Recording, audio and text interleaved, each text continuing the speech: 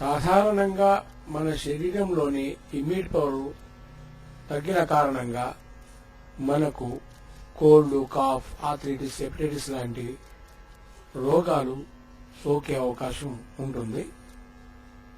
అయితే ఈ యొక్క గుడుచి ఏదైతే ఉందో ఇది మన యొక్క ఇమ్యూనిటీ పవర్ ని చాలా పెంచుతుంది.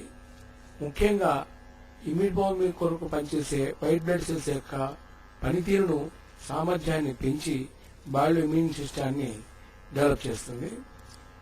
అంతేకాకుండా ఇది లివర్ యొక్క ఫంక్షన్ కూడా పెంచి లివర్ రక్తంలోని ఇంప్యూరిటీస్ ని తీసేసి మన శరీరంలోని ఇమ్యూనిటీ లెవెల్ పెరగడానికి ఇది చాలా ఉపయోగపడుతుంది.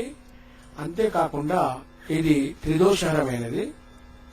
అంటే బాడీలో కొంచెం హీట్ చేస్తుంది, కానీ స్ట్రెంగ్త్ కూడా ఇస్తుంది. మంచిగా యూరిన్ పాస్ అవుతుంది, మనకు చాలా హెల్త్ఫుల్ గా ఉంటాము, ఆకలి పెంచుతుంది.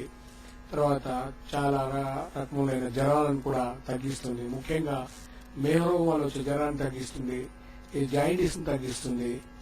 అంతేకాకుండా సుఖరోగాల మీద కూడా ఇది కొంత పనిచేస్తుంది. ముఖ్యంగా మేహరోగులకు ఇది చాలా ఉపయోగము. మేహాన్ని చాలా అదుపులో ఉంచుతుంది.